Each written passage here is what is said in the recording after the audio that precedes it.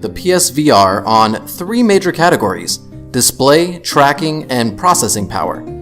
If you're one of the 4.2 million people who already owns a PSVR and haven't really dabbled in any other VR headsets, is the Oculus Quest enough of a jump to be worth it for you to drop another $400 on? Well, let's find out. If you want to see more VR related content, like the video for me so I know to focus more on this subject. But without further ado, let's get to it.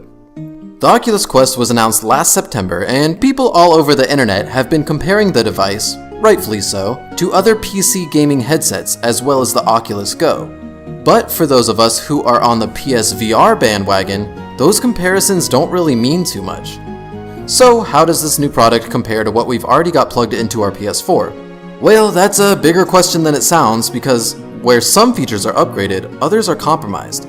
So let's start by discussing the display.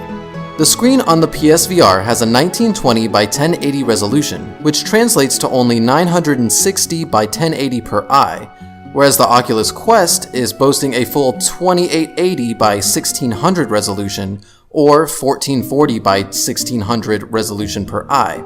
Now on paper, this sounds like a huge upgrade in graphical fidelity, but we'll explain in a later section why this may not be as drastic as it sounds. One thing is sure though, text will be easier to read, and there will be less of a screen door effect in theory. Another part of the display to consider is the refresh rate. PlayStation has been very adamant about making every game on PSVR work with a 90Hz at bare minimum, but it supports up to a 120Hz refresh rate. This is imperative for motion sickness and comfort while in the VR world. However, the Oculus Quest unfortunately only supports up to a 72Hz refresh rate. That's not a drastic decrease, but statistically for roughly 5% of people who have trouble handling the refresh rate of PSVR already, this drop will instantly be noticeable. Flickering will no doubt be more frequent, causing motion sickness to be more prominent. The only thing remaining the same as far as the display goes is the field of view is staying at roughly 100 degrees each, so you can expect the same amount of screen space on both headsets. The next category we're going to discuss is the tracking. This here is where the Quest truly outperforms the PSVR on every level. The PSVR uses motion controllers that were released in 2010, and were not designed for VR in the first place, but were designed as a Wii-like motion controller. These controllers do not have any analog sticks, so moving around is limited to workarounds like aim to move or the teleport method. These controllers also use a very outdated tracking method of using a camera to track a light orb on top of the controller's position in 3D space. Oculus Touch, however, uses what they call constellation tracking that uses IR sensors in the controller to determine the precise position of the device with sub-millimeter accuracy and near zero latency. The PSVR is also vastly limited because it uses a single external camera positioned on or near your television set to track your headset and peripherals, which only tracks as much as one camera can see. And let me tell you, that is not much at all. The Oculus Quest, on the other hand, has a brand new inside-out in-sight technology.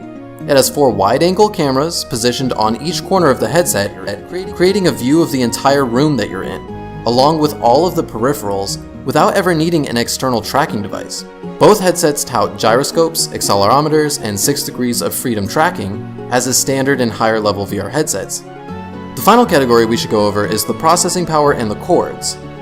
The PSVR utilizes the full power of either a PS4 or even the more powerful PS4 Pro. But with the extra power from the external source comes the problem of cable connections.